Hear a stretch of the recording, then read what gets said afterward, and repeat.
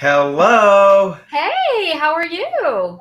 Good. How are you? What's going I'm on? I'm doing great. What's going on? We all want to hear about your trip, so that's what's going on. Oh, yes, it is. So, in case you guys didn't hear, in case you didn't happen to tune into any of the live streams that I did last week or any of the live updates that I was giving you guys, I officially returned to Walt Disney World, as you can see down on the bottom.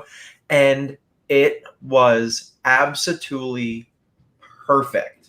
We had such a great time. Everything was unbelievable. We have so much talking about that to do. But first, I want to make sure that we can say hi to a bunch of you guys who are already on here because I can talk for hours about that, as you can tell. Yeah, let's say hello to Kevin and Barry, and hi, Joanna and Susanna, Eileen, Dawn Marie. Hey, Christina. Casey Bolt is in the house. Hey. Yay! Who else do you I see? also see Patty is here and Janet. Randy is saying hello from Houston. Guys, let us know where you are watching from. I know that we've done this a few times, but it's always nice to see where everyone's tuning in from. We also have, I lost my spot. I see Deborah's here and Valerie. Susanna would like to see my shirt. So I will go ahead and do the reveal. That's as of right now, my only Mickey and Minnie's Runaway Railway shirt, which I am obsessed with. We have quite a bit to Big discuss. shocker. We have quite a bit to discuss about that attraction. Trust me. I also see Deb and Sharon's here, Pamela, Brian, Nancy, Renee. Craig Wolf is in the house all the way from North Carolina, Oh, otherwise known as down the hall. That's my husband. so hold on. While I see that Craig is here, I also see someone else very special is here. I see Shannon is tuning in. Hey! That is the owner of Destinations to Travel. You guys, I'm sure, have heard of them. If you haven't, there they are. I got the point right. What do you know? They are our amazing show sponsor. We'll talk about them more in a little bit, but I wanted to make sure that we pointed that out while we were in the midst of getting ourselves together. So, you mentioned that Craig is on, right? Yes. So, I was in the animal kingdom and I was right around Expedition Everest and I was looking at the former site of Rivers of Light. And although I was very sad to be reminded in person, I see Kat is already laughing. She knows where I'm going with this. I was very sad in person to finally be there without Rivers of Light, knowing that it wouldn't be happening at night, even though the park hours don't go into the night right now. I was thinking about Rivers of Light and thinking about somebody who recently dissed, pun intended, Rivers of Light. Let me show this former dissed entry. The Craig Wolf. That's Yep, him. that is him. And I was thinking about this entry and I was letting you all know in the past that it was under review by the league and there was a lot of paperwork that had to be done to review his appeal to be removed from the dist. So I do have to confirm that the thinking that went on in the league's full review. Hold on, wait. I got a new pen to click, guys. So, Craig Wolf, you are officially, for the first time ever, you are officially undissed. Wow! It has been removed. That's amazing. So, what was it that the league decided pushed him off the disc? So the reasoning behind the decision is that the league believes that there's going to be another nighttime spectacular coming to the animal kingdom in the future at some point. So the league kind of has a hunch that a lot of those floats that I really liked from that show will be returning in some way, shape, or form. And up until Craig Wolf sees that show, maybe he'll love that. Maybe he won't. If he doesn't, and I do, maybe he can be redissed. But up until then, he has been undissed. He'll be setting records left and right, dissed, undissed, and redissed. Woo!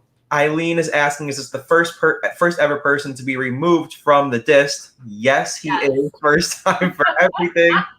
Everybody's so excited. Congrats, off the disc. Breaking news. Yes, this is better than that election slop. Everybody put it out there. Hashtag Craig is off the disc. I love it. Craig, I would just like to know, when you get around to digesting those feelings, what your initial gut reaction is to this great breaking news. Well, he's got party emoji, smiley face, party emoji, smiley face, party emoji. I see. Yeah. All right. That's a pretty good. Very happy about it. He can sleep better tonight. Oh. So, hey, Michelle McCoy. I see that you're here too. And Paul Soul. Hey. Nice. Well, guys. Ooh, Randy Peterson got the Tiffany Coburn CD. Awesome, Randy. You are so welcome. I hope you enjoy that. I think that I have my CD. Yep, there it is. Like, there's my Tiffany Coburn CD right there, next to the Voctive CD that you guys might have seen me talking about, because it is like that good. It's just you should have queued it up and played some of it for us tonight. I would love to do that. I wonder if I could play like a quick little snippet now, if you could hear it. You have the technology handy? I mean, I'll try it, and if you can hear it, let me know. But if it sounds horrible, then I'll just cut it. There you go. You can totally hear it.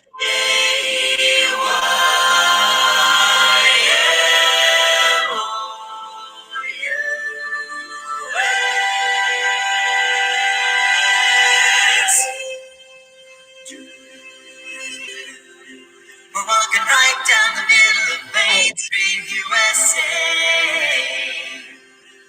It's the heart of America, the heartbeat of a holiday. The place was made with. Tell us a little bit about Voctive, Danny. Oh, I would love to. And Casey knows it right off the bat. So does Deborah. That is the Disney Parks medley. So, you know what? Why don't I take the CD down and show you guys? Yes, Penny, from the Voctive CD. And I have to tell you that both you and Casey told me almost simultaneously that was available that day. Oh, so they had like an Indiegogo campaign before the album release, like a few months ago. Casey probably knows about it. And I, of course, got like whatever the bundle package was, which was like the physical CD in the mail, an early release of like the digital files to be sent to you, some behind the scenes stuff, some like demo tracks. So I got that like digital file bundle while I was at Walt Disney World last week on, I want to say it was Tuesday. And we were, of course, on the go doing, a whole bunch of great stuff during the day. But at night, we were sitting by one of the quiet pools. It was actually the quiet pool right outside the Beach Club Villas. And I queued up the file. It's like download a big zip file. And I was like, 2 gigs? I don't care. I need to hear this right now. And I was like, so it's like emotional. It has Disney stuff. If you love Broadway stuff, I mean, this is, right up your alley too. But if you don't know who Voctive is, every member is at the very least a former member of the Voices of Liberty in the American Adventure in Epcot in the World Showcase. Some are still there now, either full-time, like Tiffany Coburn. You guys have seen her here before live. But then there's others that are still there part-time, or that at one point they were at least singing there. And they're an 11-person group, 100% a cappella, and they are so good. Their harmonies are so good. Their arrangements they even synchronize and harmonize their vibrato. Like, that's the level of good that they are.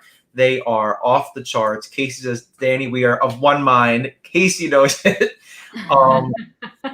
And just to give you a little sneak peek of like other features of the album and other songs, Mariachi Cobre from Epcot's Mexico Pavilion makes a special guest appearance on Remember Me, which is from Coco. Oh, yeah. It's unbelievable. There's also a Disney Heroes and Villains medley. I won't even tell you what songs are included in that, but it's like, it will knock your socks off. Speaking of socks, we have some stuff to show you there about that later. But there's like a Disney 90s TV medley. I know Casey loves that one. It's just that good. Oh, and how could I forget, guys? Show Yourself from Frozen 2 is on this album, but it is featuring Kirsten Maldonado from Pentatonix, which I am also a gigantic fan of.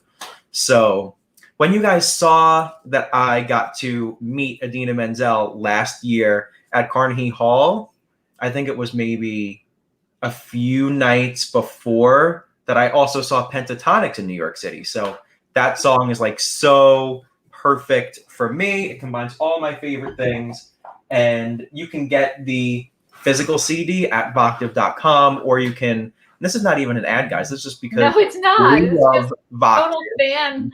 Yeah, this is like complete. Like I haven't stopped listening to it. I haven't listened to other music since I listened to that on Tuesday, unless you consider like area music in the parks that I happen to hear.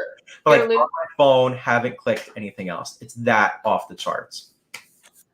Oh, well, that's amazing. Who here has that Voctiv CD? I know Casey does. I have not gotten mine yet.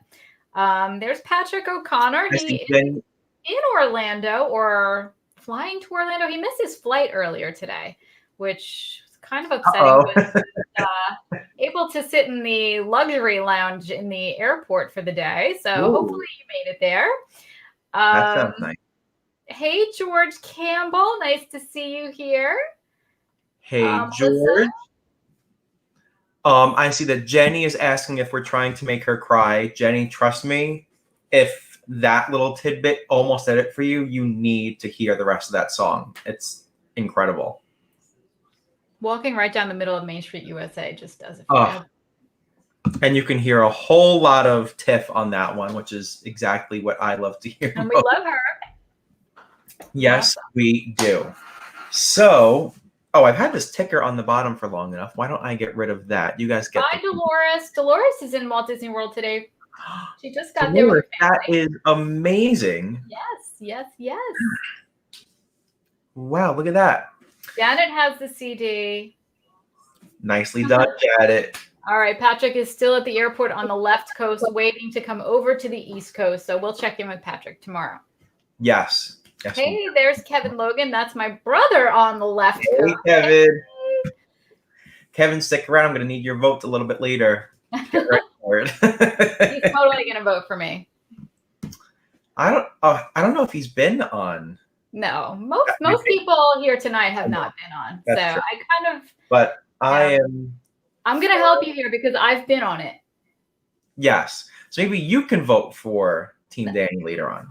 Maybe I will.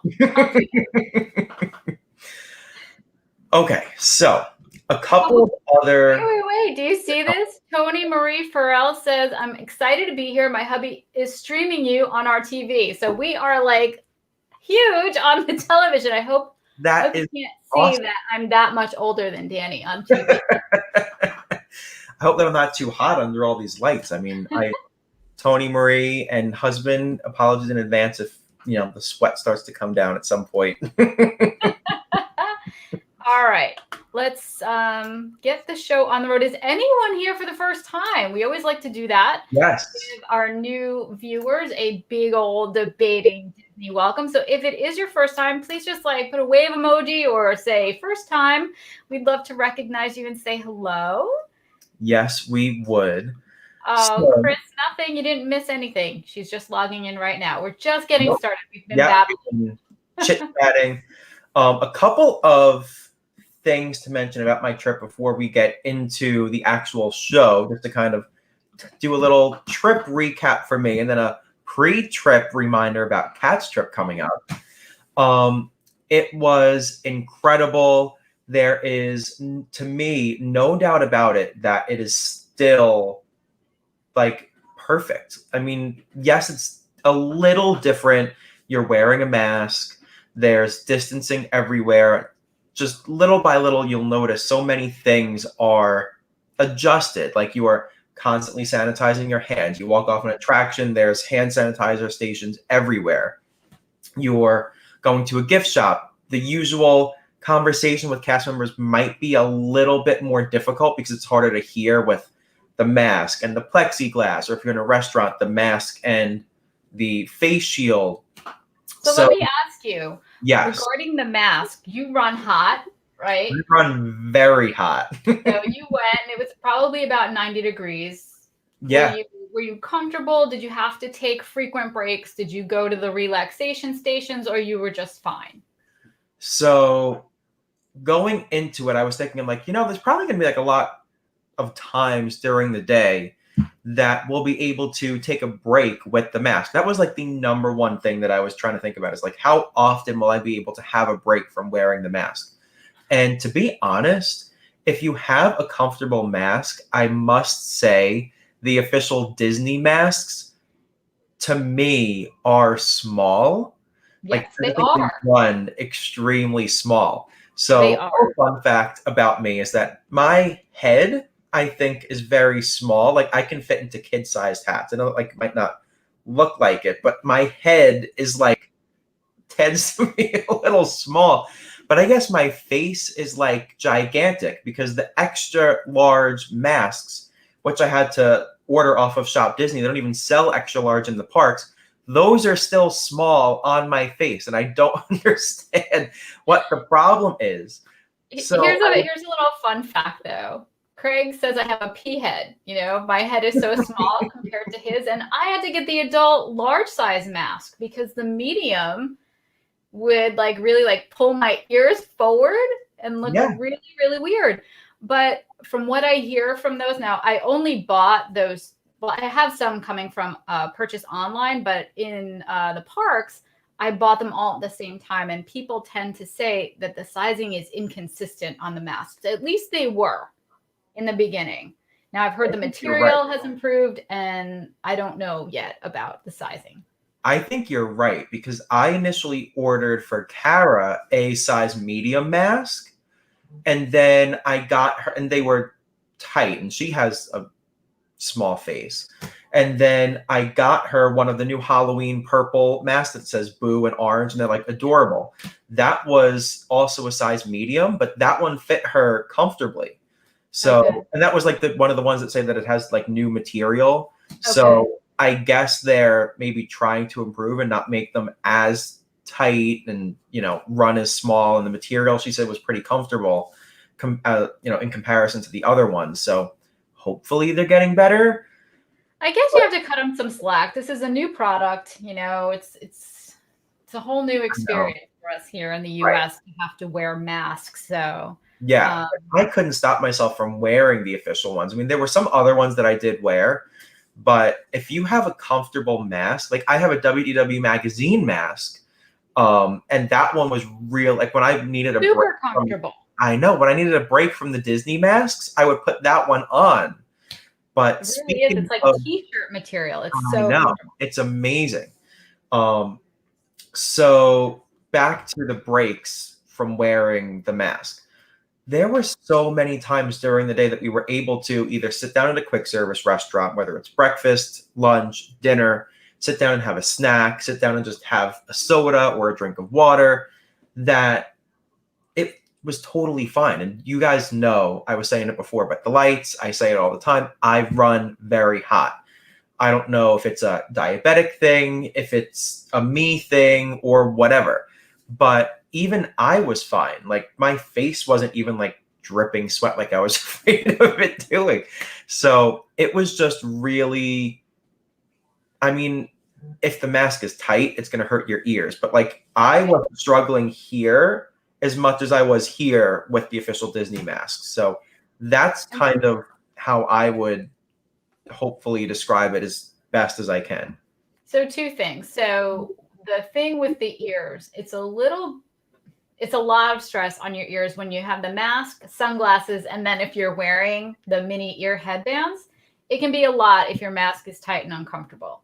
So just consider that. But the other thing I wanted to point out is you have diabetes, right? So you're at a higher risk for contracting COVID. So you felt completely safe at Walt Disney World? I felt completely safe. And I've talked to a bunch of people like at work or people that I know that have asked, how was it? And one thing that one way that I keep describing it when they ask about what were the crowd levels like, was it too crowded? Did you feel uncomfortable? Was it too empty? Did it feel weird? It was the perfect balance. It wasn't too crowded where I felt uncomfortable and weren't people on top of me. Like, that was totally fine. Like, I was able to keep my distance the whole time. And if you're in a gift shop and you're, just passing somebody and you are kind of close, you have the masks on, and people are, at least from what I saw, were very cognizant of what's going on. Like, they weren't, trying to like stand there. Although one person violated that in a very poor way. And let me just say, you don't want to miss the disc tonight. I haven't even told Kat the story. This was the hottest that I got all trip from temper wise. Like, I wanted to just lose it. But did you go down to Disney Springs this trip? We did once, like at night. We weren't there during the day though. How was it at night? It was beautiful. There were people there, but it was like not a ghost town, but it was very like easy to be very far from people. And that was the other point that I was trying to make, like the flip side of the coin of, okay, well, it wasn't too crowded, but it wasn't too empty either. Like, I wouldn't want it to be like, I thought that your crowd levels when you were most recently there looked great. It was maybe a little bit busier than that. But maybe even more than a little bit. But at least like even before your most recent trip when you went, there were some pictures that I was seeing in videos of like, wow, this looks unbelievable. There's, nobody online for this, nobody online for that. There's nobody in sight here and there and there. Like, to me, after if that was like everywhere, it would be great. But up to a certain point, I'd be like, okay, I kind of want to like see people and make it feel normal. Like, you want to see other people having fun and doing things and coming off of attractions. So like, it was the perfect balance of feeling normal by seeing other people doing things and just like being out in society. But I mean, nobody was like making me feel uncomfortable except one person that got in my way of something that I really wanted to see and do. So we'll get to that. When we went down there in July and August, it was like you were describing. It was a ghost town, and it was interesting and kind of exciting to have that in the park by yourself feeling, because it's been a really long time since I've had that, and you're usually paying a premium to have that. You're spending like over $100 for the early morning magic or the after hours events, right? So it was kind of thrilling. But then when you think about it, it's like people make up the fun here. You need some people. You need to hear the sound bites of the kids laughing and, just having a good time and, oh, where are we going to go next? It's just part of the magic. And where I would never go on Christmas Day for that shoulder to shoulder stuff. That's just not me. I really am looking forward to going next week with more, of more of a crowd level, just more of an experience that we're all used to. I feel like it's going to be like September of years past, when all the kids went back to school, and if your parents took you out of Disney, your parents are super cool. And the crowds were low, but there were still people there. That's what I'm looking forward to. Yes. So I cannot wait. So all of that to say, there is no doubt that through everything that went on, closures, reopening with all sorts of guidelines, still adventure is out there. Oh, I think that's a movie quote that Danny snuck in there without needing me at all this time. If you know what movie the quote adventure is out there is from, please put it in the comments and you will be entered to win one of our super cool Debating Disney Tonight decals. Look how cool that is. That is right. There was a couple of comments that I missed that I wanted to get to. Let me see where it was. While you're looking, I just want to mention that, Danny said adventure is out there and that was a movie quote and everything, but It really still is. The magic is there. It's a great time to go. And if you do decide you're going to go, please consider using Destinations to Travel as your travel agency. And I know that things are a little different. And even if you've gone many times, and you can do this by yourself, no problem, because things are different. The dining is different. There's no fast passes. People seem to think that maybe they don't need the guidance so much of a travel agent right now. Things are changing all the time. And it's their job to stay on top of that and relay that information to their guests in real time. So you don't have to, scroll through all the Facebook feeds trying to get the latest and greatest information on the things that might affect your trip.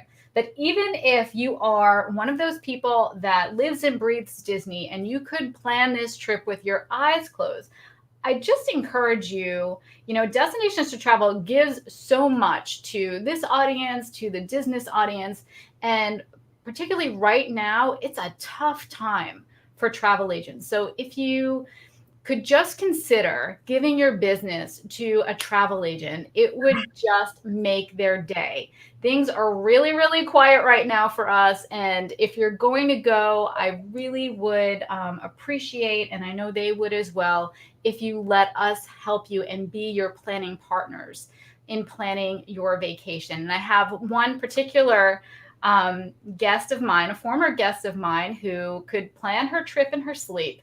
And she booked her vacation and then reached out to me and said, you know what, I want to transfer this reservation to you because I know things are really hard. She's here tonight, and I won't call you out or anything, but I want to tell you right here live in front of everybody else how much that really means to me and the agency and all the agents out there that you really thought about that.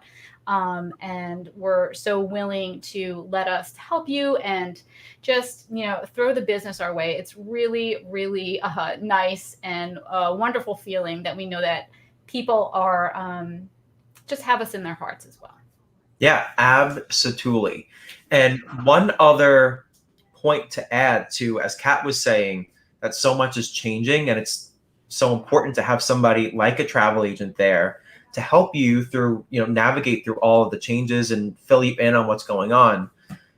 Before my trip, so I do, as you guys probably know, social media for Destinations to Travel, get them to Disney. So I'm always trying to keep up with everything that's going on.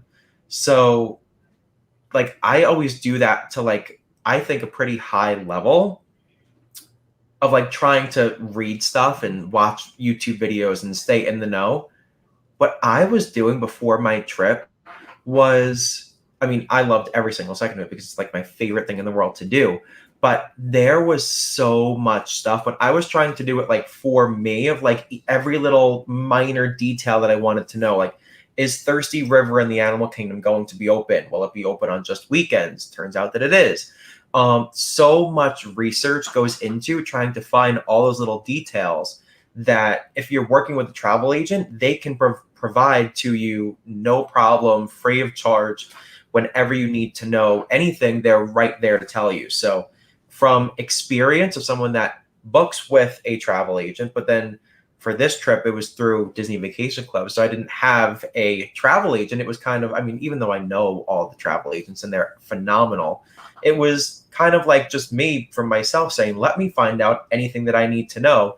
And it does take some time, guys. So if you don't want to be constantly on a wild goose chase too, that's just another huge reason to book with Destinations to Travel. And Janet has a great point because you can be as involved as you want to in the planning process. This guest I was just talking to you about, she did everything herself, and she just, if you're going to work with a travel agent, it doesn't mean you're relinquishing the control you have over your vacation. You can be as involved as you want to. You can hand it completely over to the agent to plan it for you. It doesn't mean you're relinquishing your love of planning, because I know I am that person. That's why I became a travel agent, because I obsess over planning. And it doesn't mean that you have to give that up. It just means you have a Disney planning BFF. We work together, and it's really a beautiful thing. It really is. No doubt about it. So I found some of those comments that I wanted to spotlight. Okay. So Pam Shoot said, after seeing Danny live stream from Disney, wanted to check this site out. Thank you for tuning in. Yay, great. That is awesome. I am so glad that you enjoyed it enough to come back, that you enjoyed watching me eat, because I'm sure that's what I was doing. No doubt.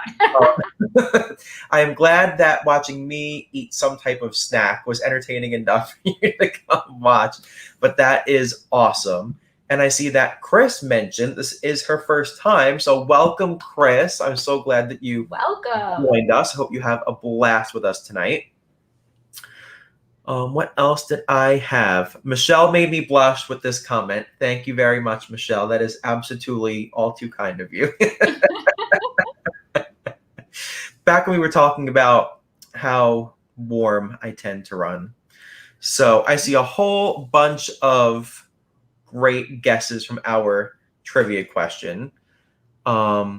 And then I have this awesome comment from Shannon. That's who we were talking about before, the owner of Destinations to Travel. She is absolutely the best.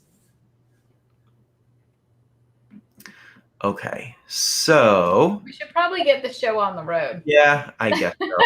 Right, why not? Oh, wait. So first, let me ask you, Kat, Yes. would you rather ride Spaceship Earth? I was going into a prop and I got ahead of myself. Would you rather ride Spaceship Earth or Mickey and Minnie's Runaway Railway? Well, I would rather we do our introductions first. That's a great idea. We've been Who would've- talking for 34 minutes and we have not even said who the heck we are. So go ahead. You want me to go? All right, I'll go first. Hey, welcome to Debating Disney. I am Kat Wolf. I am the chief businesswoman at Get Down to Business, where I help both travelers and travel agents through products and programs, add a little extra magic to their Disney vacations. I'm also a feature writer at WDW Magazine, an agent with Destinations to Travel, and the co-host of this fine show. That is right.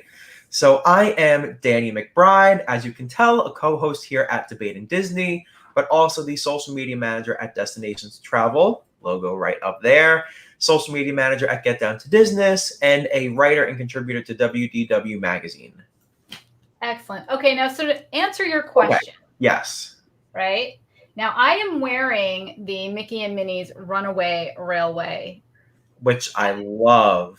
which I can't believe you didn't get. I know. You know, I usually only go for limited edition Magic Bands, usually like limited release. Does it say limited? Limited release. I was this close.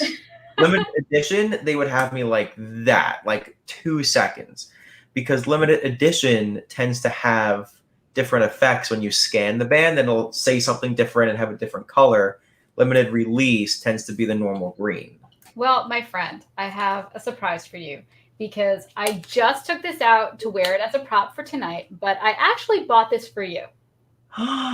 This is coming your way. Way. I did. This was absolutely purchased for you. You can ask Craig. We were just not sure when we were going to give it, but since you are so obsessed You with got Mickey and Minnie's Runaway Railway, and the league took him off the disc, I think it's appropriate to give this to you now. So to answer your question, I would rather ride Spaceship Earth. How do I try after that lovely surprise? How do I go ahead and go all aboard and try to get people to vote for me? I am so excited. Well, it's on the way. But anyway, let's get down to it. I'm not trying to win any points with you. I want you to hit me with everything you have. Because to me, should I start here now? Are we starting the debate? Yeah, let's kick it off. Okay. So I guess it's clear you choose Mickey and Minnie's Runaway Railway. Yep. But for me, is there any attraction more iconic of Walt Disney World than Spaceship Earth? that geodesic sphere is literally Epcot's icon. And inside houses an attraction that exudes the concept of edutainment that Disney is so famous for. Not to mention, it pays detailed and rich homage to his love of innovation. Spaceship Earth, in case you don't know, follows our civilization's journey of communication and innovation through time with like these immersive vignettes of key moments in our history.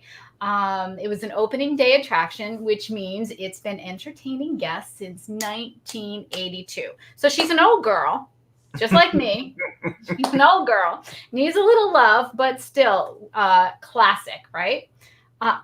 If you've been on Spaceship Earth, what's your favorite scene? I'm asking you too, Danny. What's your favorite scene? It's tough to choose, right? That is so hard. How haven't I thought of like this question before? I mean, I could always go for Thank the Phoenicians. Right.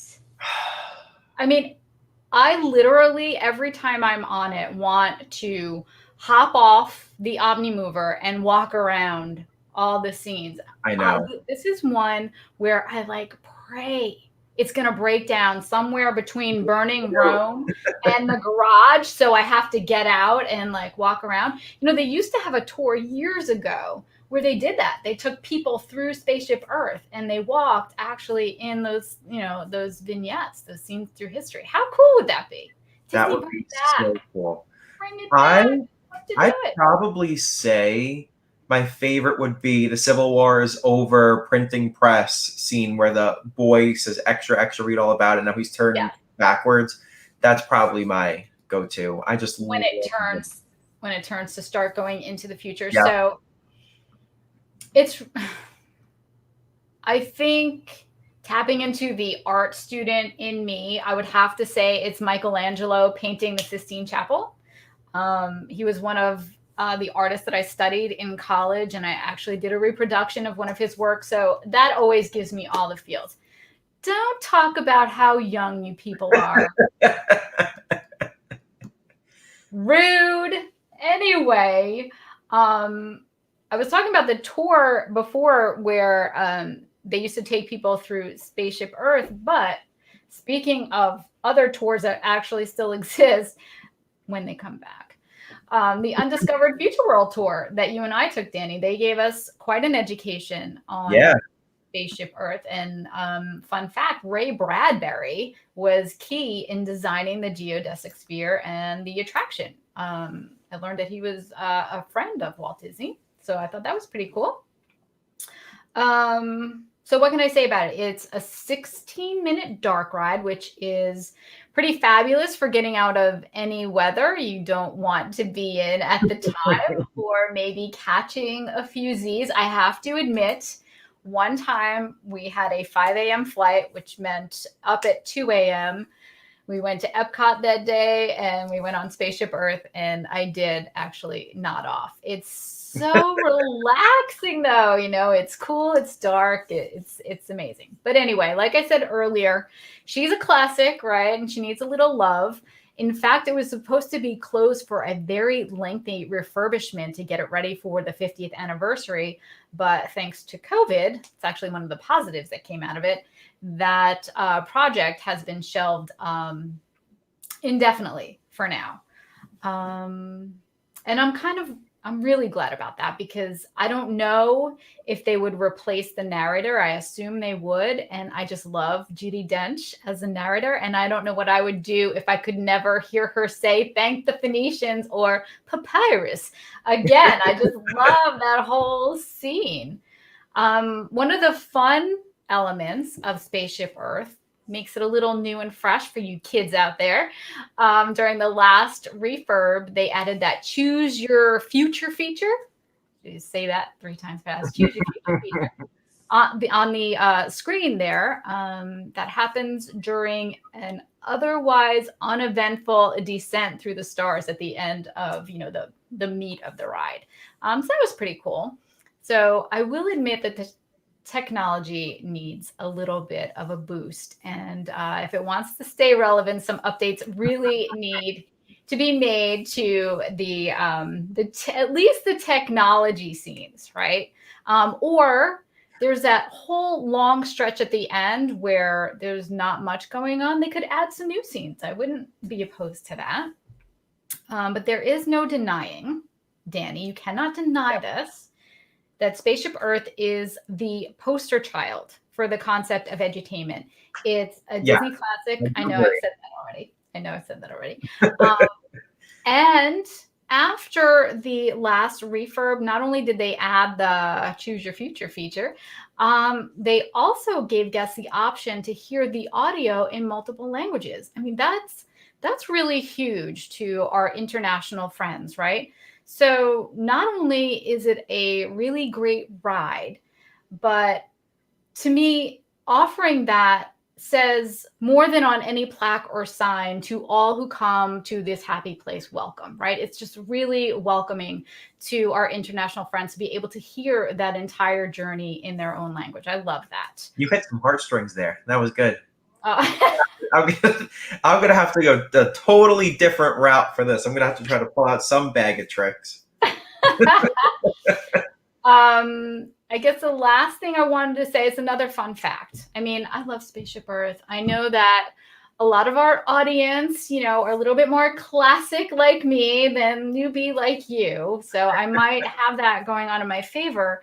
I'm always going to go with the classic attraction. But this is really cool fact. And I never thought that the aquarium in the Living Seas was big enough for this, but the entire geodesic sphere can fit inside the aquarium in the Living Seas. Wow. Isn't that crazy? That is wild. But we're not going to put it in the aquarium. We're going to keep it right where it is. And when money and time allows, it will get its upgrade. Yes. By the way, I have to point out Sharon's comment here. Sharon said, have to give a shout out to the hubby. He's watching with us for the second time and is absolutely loving it. Absolutely loving it, I'm sure. That was a typo. Plus, he had dinner ready when I got home since I had to work late. That is awesome, Sharon. He's a keeper, Sharon. Hi, hubby. But Kat, while someone like Angie loves Spaceship Earth, check out what your brother has to say. When you're done with Spaceship Earth, meet me at Runaway Railway. Even though I've never experienced it yet, I am on Team Danny while my AP to Disneyland collects dust. Oh, all right. I see how it is. That's what I have to say about that. Thank you, Kevin, for... I'm going to poll him again after he's been on Mickey and Minnie's Runaway Railway. We'll see what he says. So, wait, do you have more Spaceship Earth? I know that you always can have more Spaceship Earth. No, I'll let you go. Okay, so, you know how I said that I wanted to pull out a bag of tricks? Here is that bag. What is inside of this? So, in case you haven't been able to tell, I am Team Mickey and Minnie's Runaway Railway for this. And that is because, hang on just a sec, I want to be able to, okay, cool. So, in this bag, I have some show and tell and then some fun for us to have together. So I couldn't resist this pair of Mickey and Minnie's Runaway Railway socks. Of course you couldn't. Those are so cute. If you haven't been on this attraction yet, guys, you are going to love it. So Spaceship Earth, I am obsessed with. I love it. I always want to ride it. But the reason why I would pick Mickey and Minnie's over Spaceship Earth is that I consider Mickey and Minnie's to be practically perfect. Spaceship Earth has some updating to do. As we said, I'm glad that it's not closed, so we can still go on it right now. But the picture that it takes of you, the photoshopping there has gotten a little over the years. Yeah. And on your descent back down, the questions that you answer at the end and the little story that it plays for you after that. I mean, how many different scenarios can you exactly find? Most of the times it's going to be at least halfway similar. So I think in those aspects it can be improved upon, where Mickey and Minnie's is so perfect that not only did I buy myself that pair of socks, I bought a pair of socks for you guys. I got myself the large, extra large, and for you a small/medium. So if you would like to win this pair of socks, you can vote hashtag. No, I'm just kidding. He's buying votes now. Yes, you can comment any Mickey and Minnie's Runaway Railway inspired emoji. So that could include a mouse, that could include a bow for Minnie, that could include a train emoji. So anything that you guys can pick, can even a bird, Chubby, the little bird right there. He's great. If you put any of those emojis in the comments, you will be entered to win that pair of socks. I also got myself this little pin, just something standard right after my first ride. But I have something fun for us to do. Oh, time out, guys. I have a second prize. It's the pin. You got 2 of those? Because I know you got yourself one. Yes, one for me, one for you guys. So give me a... What can be that's different for pin? Or should it just be the same thing? Yeah. Yeah, just the same thing. So for the pin or for the socks, This kind of feels like bribery to me, I have to say. But you had your nostalgic moment with saying to all who come to this happy place, welcome. You gave me the magic band alive on the spot. So they were like, so I'm still trying to like make up for lost ground here. That's what's happening. Okay, but mine was just genuine.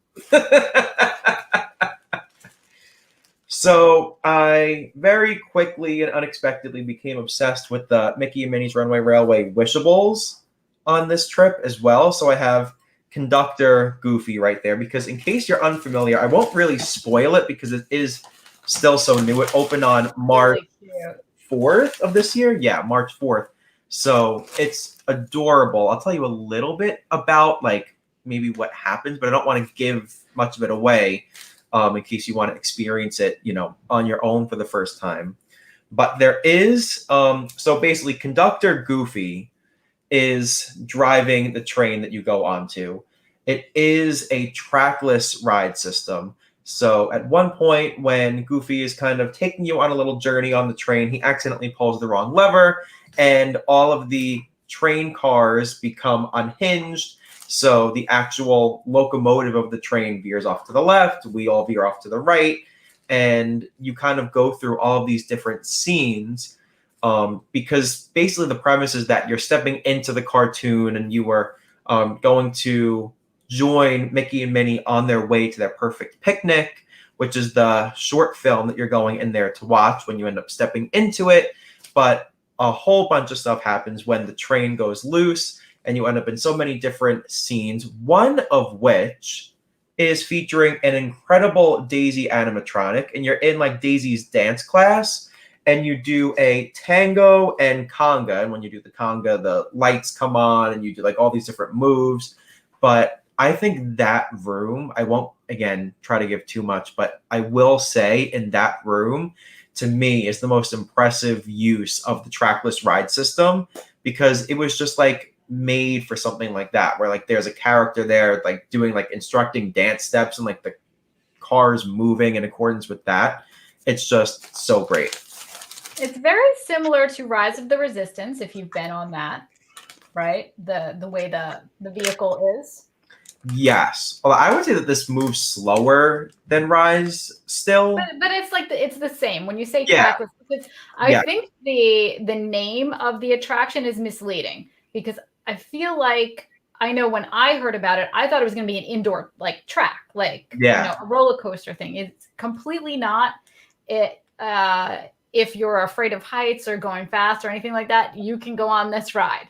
There's nothing terrifying about it. There's one simulation that you're falling. You're not actually falling. Yes. But that effect, you guys have probably seen the promotional picture. Casey also said that the daisy part is her favorite. I love it. Yes, Patrick, very similar to Luigi's at Disney's California Adventure, that whole moving thing. And in that, you're kind of dancing to music too. Yes, that scene that Dan was talking about. Yep. And you've probably seen in the promotional images that were coming up before the attraction opened. I think it's even on the Mickey and Minnie's Runaway Railway page on the Walt Disney World website. There's that scene of like Mickey and Minnie underwater. And that effect that Kat was talking about, where you like kind of go down this waterfall, like your ride vehicle is stationary at that point, but you come up close to this gigantic screen that's projecting the waterfall on it, and Mickey and Minnie also come down the waterfall with you. And for something that's set up that way, the effect of you kind of feeling like you're really doing that, I thought was pretty cool. Like it didn't just feel like, it was good simulation. Like something. Yeah, it was good simulation. Definitely. The only thing I will say is that there's a lot going on visually. So if you have a little bit of a hard time, I don't know, sometimes that can trigger migraines in some people. Maybe try and do a video walkthrough just to see if that's your speed, because there is a lot visually going on, a lot of neon, bright lights and things like that. There's one section that's a little scary, that windy, stormy Twister scene. Twister scene, yeah.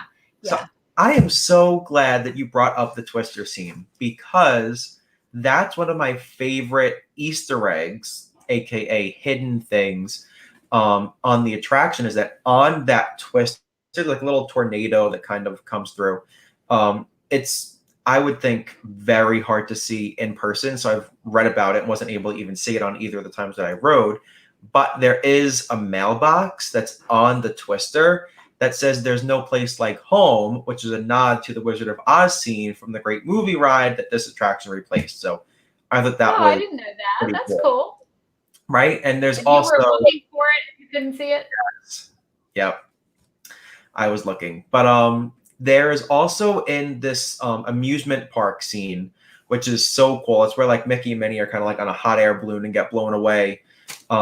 There's a poster next to the popcorn stand that says "The Great Moving Ride." So when you guys are on, if you haven't been on there yet, definitely try to keep an eye out for that, because there are so many hidden things. There's more hidden Mickeys on this attraction than there are in any other Disney attraction. So there's so much for you to see when you keep riding again and again and again, which I fully intend to do, as proven by the 3 unopened Wishables that I'm going to open with you guys here live. So I have the Goofy, which you can purchase on its own.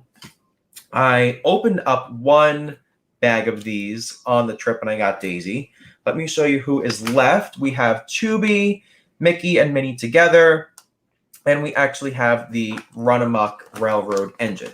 So let's see what we have. Me too. Okay, so we have a Daisy. That is a repeat. Let me put that one aside. Prize coming up. Okay, let's see. Help me get the car. No. Daisy. Wah, wah, wah. Okay, hold on. One more? But it has to be the car. You should have felt around to make sure. Do you think it's Daisy again? No. No. No.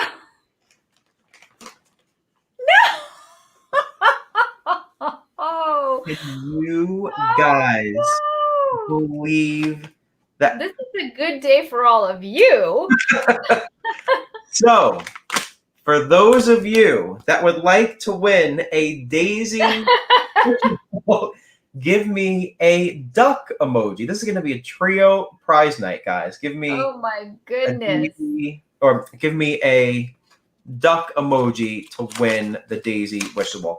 Can you believe that? No, I can't. And when I go back next week, I'm going to buy a Wishable for you, and I'm going to feel around and make sure it doesn't feel like Daisy. Can you take a video of you opening one while you're there? I absolutely will. I'll go live on our page. That would be so much fun. Speaking of, I know I'm totally hijacking your spiel here, but Do it. you reviewed so many things that we are definitely getting because of your review. Really? I feel so accomplished. Yeah. But I can't wait to get to the on the spot. So wrap it up here. Okay. So what else do I have to say? Fun fact. Oh, fun fact. You already gave us so many. There's more? There is more. I mean, there's like a few more, but I'm going to give just this one more. Okay. I didn't hear it myself. I want to go through and try to hear it on like other YouTube videos of the ride. When you are in one of the last scenes, I almost called it the finale scene. It's not. When you're in the factory scene and you're on the conveyor belt and you're kind of like slowly going towards it before Mickey and Minnie save the day. Is that where it is? I believe that's where it is. There's a dumpster to the left. And it's like there's like one flap opened and you can hear an alley cat sound effect that is taken from the Great Movie Ride. Oh, that's cool. So I thought that was pretty cool too. So there's so much to see when you ride this again and again and again. I did get to meet just by chance back in February, Kevin Rafferty and Sharita Carter, who were the lead Imagineers on the project. They are incredible. They were so friendly, so nice. I got to take a quick picture with them. Sharita Carter is actually going to be, I believe she is the lead, if not she's one of the leads, on the reimagining of Splash Mountain into a re-themed Princess and the Frog attraction. So they were awesome.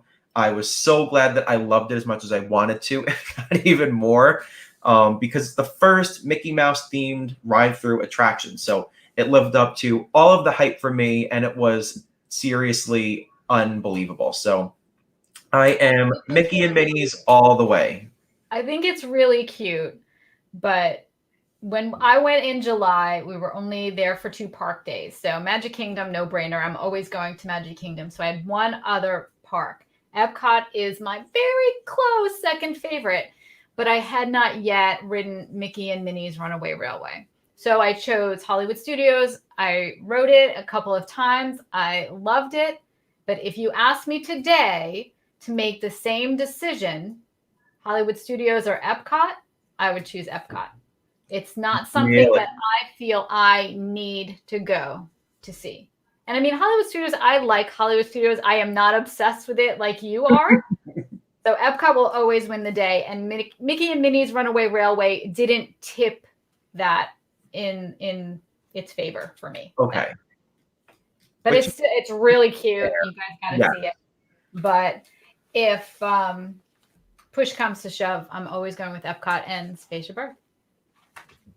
So if you're with me, want to ride Spaceship Earth with me for 16 glorious minutes. Oh, look, see, he's wearing the magic band in solidarity for me. Yes, I am. Hashtag Team Cat. Or if you would like to come aboard the Run Amok Railroad with me, give me how much money did you spend on well, there's 30% off for annual pass holders. That's true. So that helped a lot. I got 2 pairs of socks, 2 pins, one of these shirts, 3, 4, 5, 6 wishables, and a necklace for Kara. Awesome. So that shirt is really cute. Were there other styles? There were. I think there was only one other like men's cut shirt. But there were some other really, really cute ones too. See a lot of votes coming in, and it looks pretty even for now. It actually does. I am surprised that it's a tough one. It's a tough one. I don't think anybody really wants to vote against Spaceship Earth. I know. Except my brother. Mom would never vote against Spaceship Earth. Dad, Kevin. That is great. All right. What's up next, Doc? What's up next Oh. is Hmm. that. And I couldn't wait to get to it. I am being so mean tonight. Oh So no. mean. You I think guys, mine are pretty mean too. I mean, not very, but kind of going to be a little tricky for you. We'll see. I love it. Bring it on. Bring it on. But anyway, on the spot is where we kind of turn on the hot lights and make each other answer rapid fire would you rather questions. So we know each other really well. So this is really fun. It's where we can kind of like dig in the needle a little bit and have some fun. So Danny is, of the two of us, the foodie, right? I love my Disney food and snacks. He's obsessed with snacks. And there's one particular snack that we completely disagree on. Oh, school bread. Right. The Yeah. school bread. It's almost a perfect 10 for him, and I can't get over it. I don't see it. I don't even see it a little bit. So I'm going to put it to the test to see if it is your ultimate Disney food. This is such a good concept. Huh? I said, this is such a good concept. This is like. It's going up for the test. So I'm putting it up against other sweets and some savories. Oh boy. Yeah. Are you ready? I better buckle up. Buckle up, sucker. Here we go. I'm ready. So I'm going to go a little easy on you, and I know we'll win this one, but school bread from Kringla Bakery Au Cafe. Thank you. Or egg rolls from Lotus Blossom Cafe.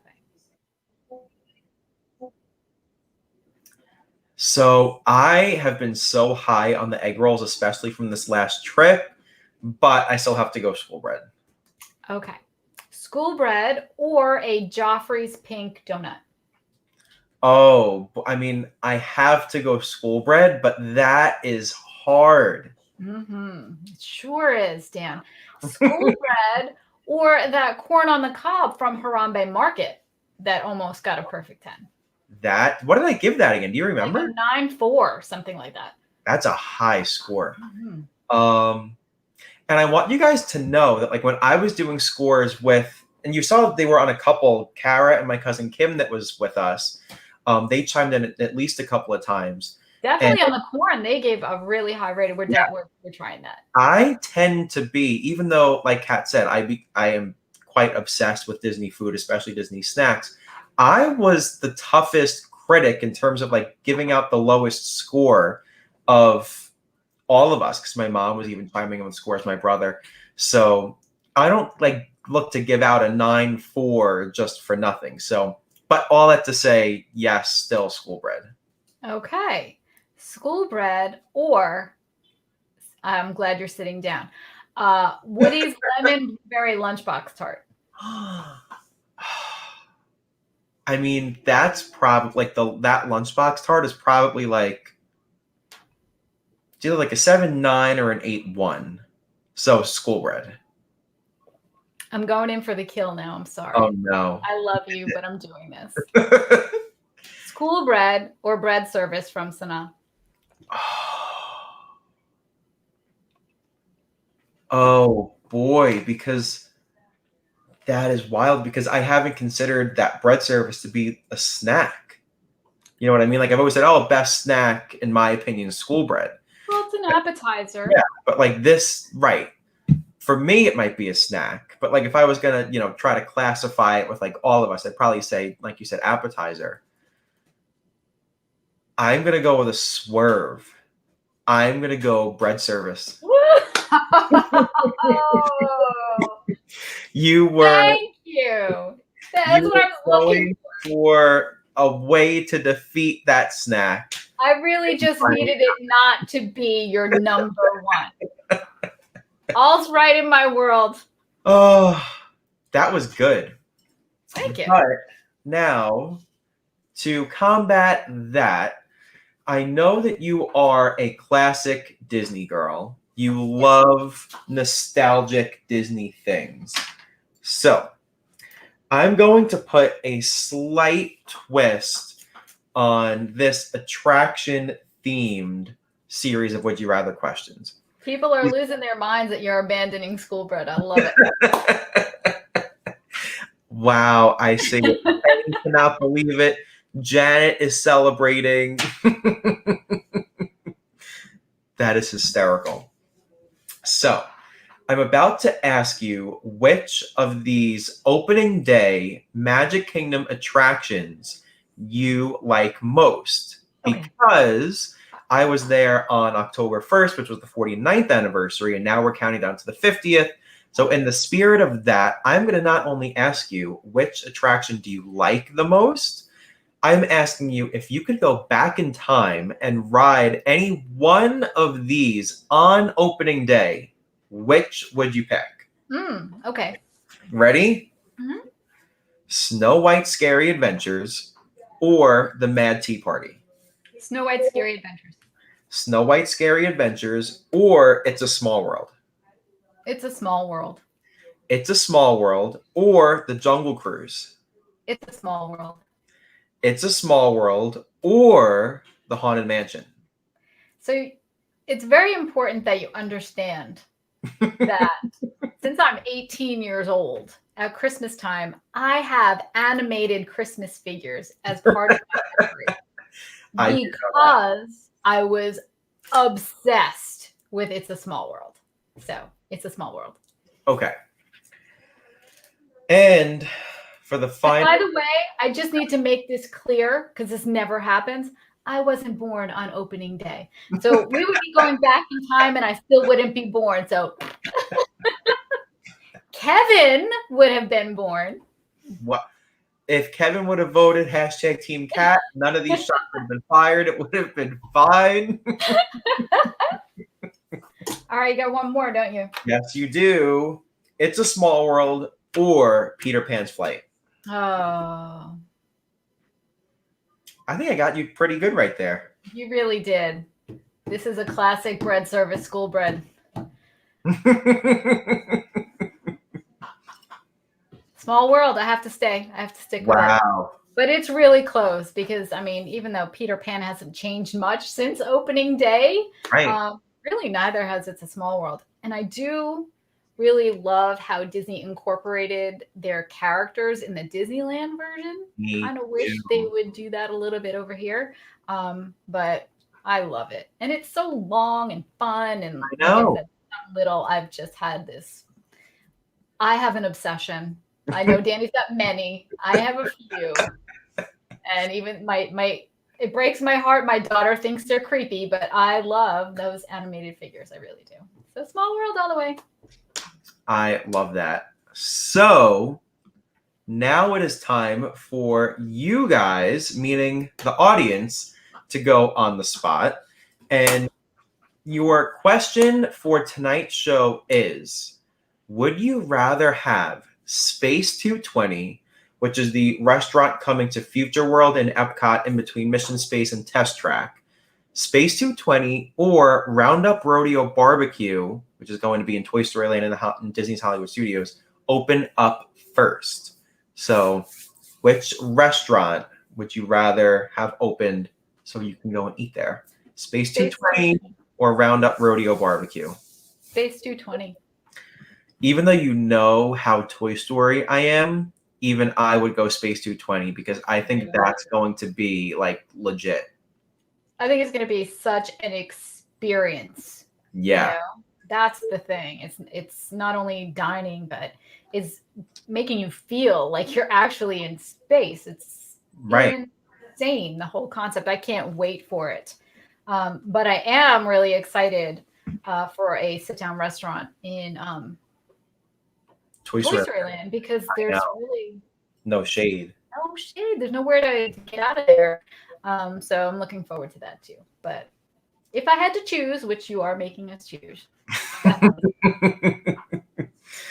So now it has come time to the finale of the show. Thank you to all of you, so many of you that are still on here this late in the night. This is amazing. So this is now when we do our dust and dist segment. Since we have a few people that are on here, at least a few, that are on here for the first time tonight, we'll do a quick little explanation of what we even mean by the dust and the disc. So Kat is the keeper of the dust list. That is where Kat logs all sorts of amazing, extra magical, incredible, special stories Feel about, good things. yeah, experiences that she has or knows of at Walt Disney World. I have the complete opposite of that. I have the disc, and right in this autograph book, I log things that don't live up to the Disney magic, and when it's time to put that person, place, thing, or experience on the disc, the pen will click, and the entry will be finalized. So, Kat, would you like to start things off with your dust entry? Sure. So what I'm putting on the dust this time is not something that happened to me directly, but I think it's definitely dust worthy. And I mean, it's no secret that Disney went and laid off 28,000 people. It was a really tough day when that happened. And I think that we need to recognize and give a shout out to Josh D'Amaro, who's the chairman of Disney Parks Experience and Products, for his leadership by example in having such compassion and the stomach to go face cast members who are losing their jobs and look them in the eye and apologize and grieve and just be a really good human. You know, oftentimes executives just make these decisions very cavalierly, and you could tell that he really felt the weight, and I think he deserves to be on the dust for that. I totally agree. I mean, think about how busy we all are on a daily basis. Imagine how busy someone like him is to take out the time, you know, like Kat said, all the compassion in that is one thing, but even just like taking time out of his busy work schedule to go and do that is just like beyond amazing. And just to face that's a hard thing to face, Yeah. Not only are you facing people who are losing their jobs, their friends, their family losing their jobs, but here you are, a high paid executive keeping your job, and you're going to comfort these people. I just think it was an excellent example of leadership. So Josh, buddy, there you are. I love that. So, on that very positive note, let me move things over to something that happened. There's not really much of a build-up to the story, but I think we've all probably experienced something like this. Even though I didn't feel uncomfortable coronavirus-wise, given the situation, I think that this lady was completely in the wrong. I didn't see anyone else doing this. Everyone was being distant. So, given that little bit of a backstory, I was in Hollywood Studios. I was standing on Hollywood Boulevard. I was actually standing right where Sunset Boulevard connects to Hollywood Boulevard, where they used to have like the wait times board, and there's like little Fast Pass Plus kiosks. It's like right outside from underneath that little overhang that's right there. And I was standing there because the Mickey and Pals Cavalcade was coming down Hollywood Boulevard. And I was so excited. I heard the music come up, and I didn't see a lot of people standing there.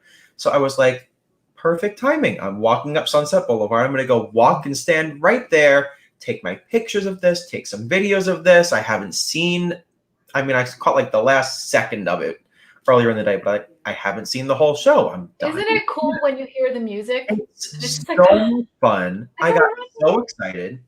So I'm standing there and I'm waiting, and the characters are coming down. And now some other people came up next to me, like behind me, to my left and right.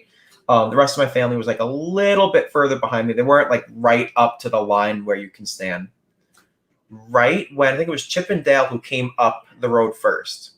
They come up. I had my phone in my hand. As I'm picking up my phone to start taking pictures, because like here they are, this lady, even though she was older, not only comes running up and gets close, stands directly in front of me. So like she's not breathing on me because she's in front of me. So like in that respect, like I personally was fine, but I could see somebody else very easily not being comfortable with that, because she like literally almost brushed shoulders with me, and not only came close, but was standing right in the way. Like I had to like work around her head to take my pictures and stuff. So I got so annoyed. I gave her a diss-worthy death stare. She was walking away, but since she was like older, I couldn't like really like, what am I gonna say? I'm not gonna be. And I was thinking, I'm like, well, I'm not gonna say something and be rude, so I'll just put her on the disc instead, and hopefully that will make me feel better. But this has happened with parades, with fireworks shows. When you have a spot and you're standing there, and somebody comes and walks right in front of you, Don't you love that? that Like, is just you've been there for a half an hour, yeah. and then there's like 2 inches of space between you and the taped off line, and they get in that 2 inches. Yeah. Like, are you kidding me? So frustrating. So, to anyone who dares to walk in front of any of us in this circle, right as a show, cavalcade, parade, anything is happening, but specifically this woman at Hollywood Studios who decided to walk in front of me, run, and then stand in front of me as the Mickey and Pals cavalcade was coming down Hollywood Boulevard. Do you know what happens when you get in the way of my pictures and videos of that experience? Unnamed Hollywood Studios guest, do you know what happens? You're on the disc. Oh, lady. If you're going to do that to someone, do it to anybody but Danny McBride. Lady at Disney's Hollywood Studios who interrupted my viewing of the Mickey. This pen writes great. And Pals Cavalcade. You're getting so much support here. I knew you guys would understand, and that was why I opted to not start and I let it go, and so that you would all understand. So once I make this entry official, I have now got it off of my chest. Ooh, that looks like an angry Mickey too. I went for the double exclamation point Mickey, and then it got a little scrambled, so I just got colored it in. The disc-worthy death stare. That's something new. Oh, thank you, Renee. Yes, Mary Catherine Flynn is right. Not only rude, but obnoxious. I completely agree. It always seems like the adults are the worst. Pamela, I love it. And yeah, Penny is right. Marissa gets it, especially in today's climate, not nice. That's what I'm saying. I mean, that's just like crazy. Okay, so maybe she just lost her mind a little bit because it was like, oh, Mickey, you know, sometimes that happens. That's why I'm the keeper of the dust, because I try and see the good side of things. But yeah, when you're videoing, though, come on. Yeah, like the phone is like already mostly up. Like you That's happened to me so many times. So many times. So annoying. I get you. Amped up just thinking about it. So this was a blast tonight. Thank you guys so much for tuning in. I think we have our Halloween show coming up. Yes, and as you can see, I started decorating a little bit, but I'm gonna blow it out. I may have more props than you. No, I won't. I won't have more props. You might. I got some Halloween stuff on this trip, but I don't have like a ton. I'm gonna try to like really do it nice though. But we're going to have a special little prize giveaway from our sponsors at Destinations to Travel on our Halloween show. So you won't want to miss it. That's going to be awesome. So is the 22nd when we're... No, I'll be in... wait. Be away. Is it the 22nd? Hold on. Is that 2 weeks from today? Yeah. Yes, it is. But do you want to do the 29th so it's even closer to Halloween? That works for me.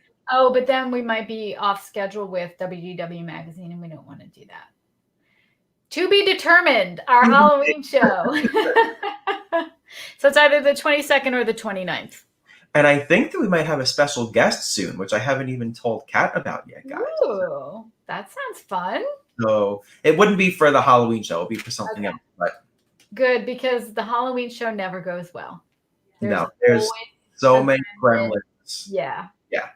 But it makes for good entertainment. Yes, it does. All right, let's land this plane. Let's do it. So thank you all again so much for this absolutely amazing night. You all made it so special. We will see you very soon. We'll let you know whenever we decide on that show is. But until then, I am Danny McBride. I am Kat Wolf. Have a super magna fantastical 2 or 3 weeks. And we'll see you real soon. See you real soon. Good night, everyone. Bye.